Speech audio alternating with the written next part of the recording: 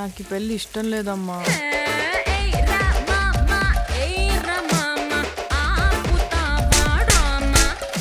ఆయనలాగే బాగా సున్నితమమ్మా.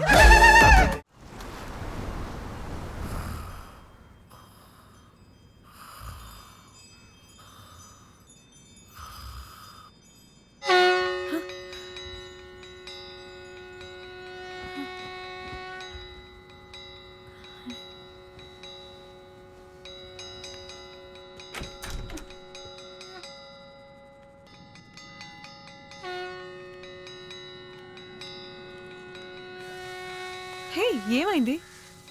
ఇక్కడ B13లో ఎండిపోయిన నూడిల్స్ లా హెయిర్ స్టైల్ వేసుకుని ఉంటాడు కదా, వాడు పోయాడు.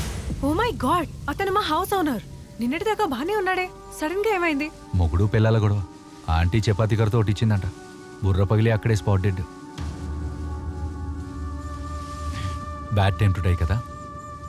బాడీని తీయడానికి ఎవరు రాకపోయేసరికి కార్పొరేషన్ వాళ్ళు తీసుకొచ్చి పడేసిపోయారు.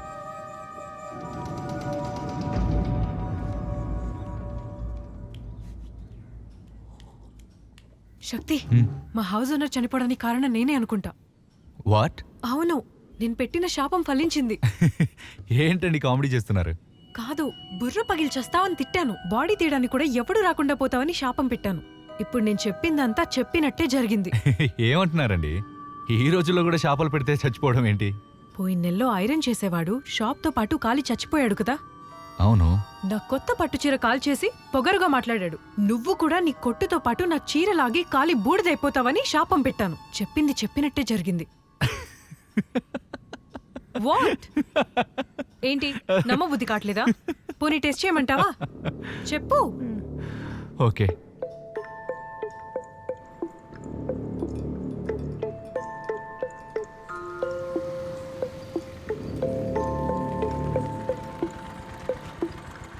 అదిగో వచ్చేసాడు.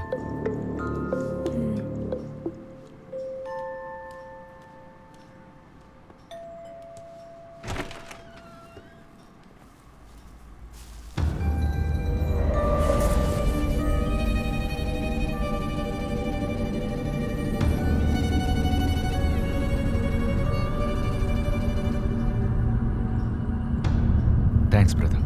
Okay sir.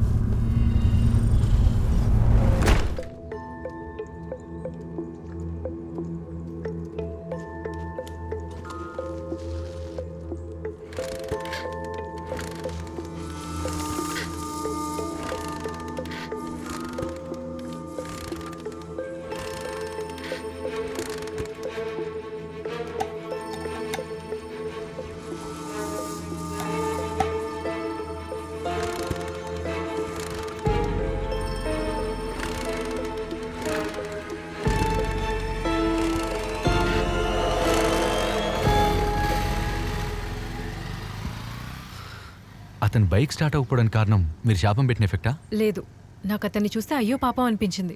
అందుకే నేను అతనికి శాపం పెట్టలేదు. మీరేదో భ్రమలో ఉన్నారని నాకు అర్థమైంది.